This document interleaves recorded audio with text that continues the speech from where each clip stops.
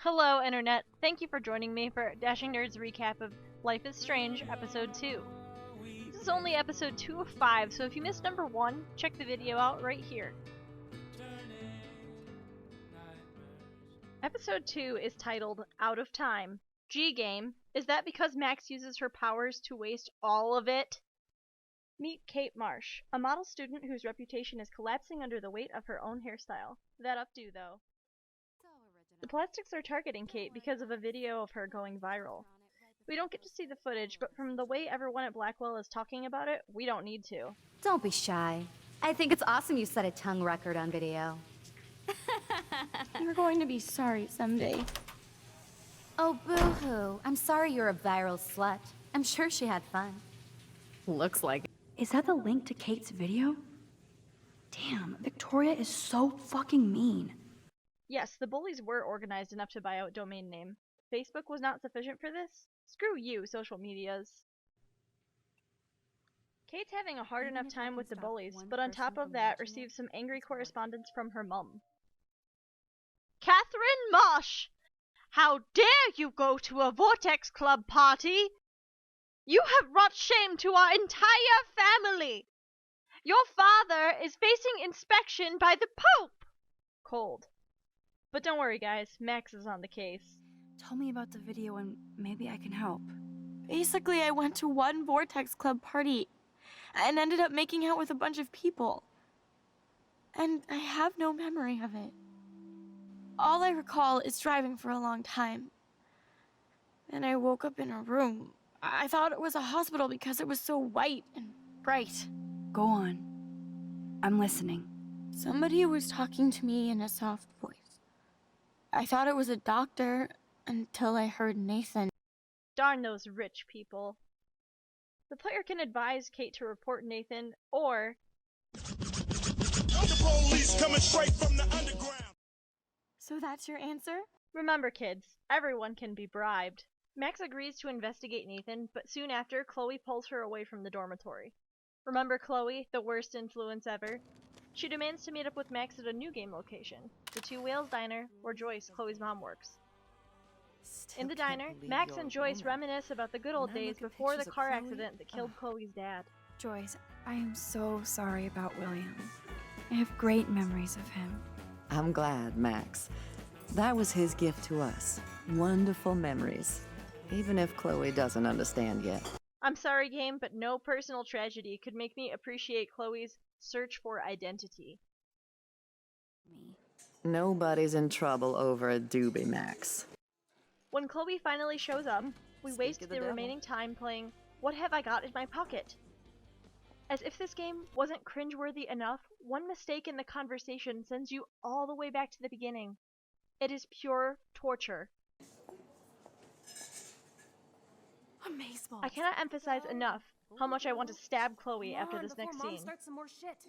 It's Kate Marsh from Blackwell. Big whoop. You don't call me once in 5 years and now you're all over some biatch you see every day at school? I see how you roll. So go ahead, chat up Kate Marsh from Blackwell. I've got other people to hang out with too. Whine, whine, whine. You were a horrible friend. Hey, Kate. What's up? Please, don't let your best friend get in the way. You okay? Thanks, Max. If you'd rather chill with Kate, please, go ahead. You are ridiculous. I'm chilling with you, okay? For now, let's rock. Unfortunately, we're not done with Chloe yet. They head to her junkyard hideout to experiment more with Max's powers. With great power comes great responsibility. Screw you, Spider-Man. Powers are for funsies. Let's bring on the booze and guns. Great idea, Chloe.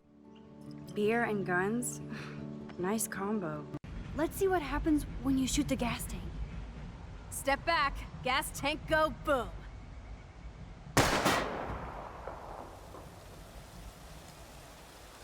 Are you not entertained? Boom! Car definitely down, but no bottle casualties. There are too many superfluous actions in this episode to make the game progress. Even though Life is Strange deals with Arcadia Bay's impending doom, I just don't feel it in scenes like this, where we're forced to drain a cup of coffee and play guessing games just to impress Chloe.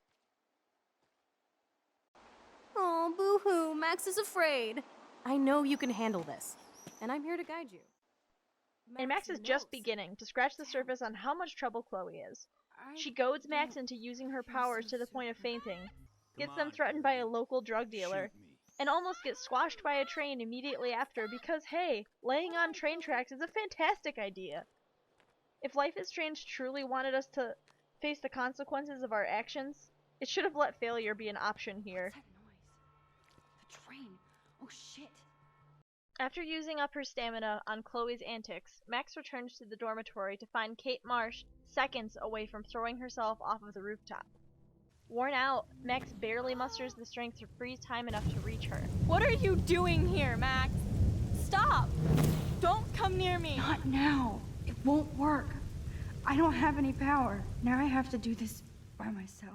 With the odds of success dependent on your attention to detail earlier in the game, rewind powers here would have been really freaking useful. Thanks a lot, game. Instead, we had to use them up on the girl dumb enough to shoot herself. I shot myself! Ugh, I shot myself! You only get one shot to talk Kate down. One frustration I had in episode 2 I discovered only on multiple playthroughs. It doesn't really matter whether or not you save Kate. The cast's overall reaction to Kate's suicide attempt is scripted almost the exact same way as if her suicide had been successful. The remorse the characters feel doesn't change. A hospital scene is simply swapped with a vigil. Miss Caulfield, why exactly were you on the route with Kate Marsh? The story hustles on with Kate as an afterthought. Based on the proportion of episode 2 given to Kate's story, I feel I was led on. There was a real opportunity to deepen those archetypes, game. Given all the butterfly symbolism thrown in my face, I'd assumed a girl's death would have had a larger impact on the timeline. Hello, butterfly effect? So Rachel did. The plot tries to smooth this over with various hints and references that somehow Rachel Amber and Kate Marsh are connected. To me, it just seems like fodder for Max to villainize everyone who ever crossed her, like rich snob female or overly suspicious security guard. Of course, we can assume rich prick male is the final boss because he is such a jerk. Like, OMG. And hey, I'm sure it's got nothing to do with Samuel, the creepy janitor. I can see that Samuel's concerned, but does he need a poster? How did Samuel get photos of Rachel posing? Samuel really should keep this locked. It's a waiting accident. So did you know her? Like I told the police. She was a good egg. And she gave me those photos. Oh, you talked to the police? Rachel wanted to be a model. Yeah.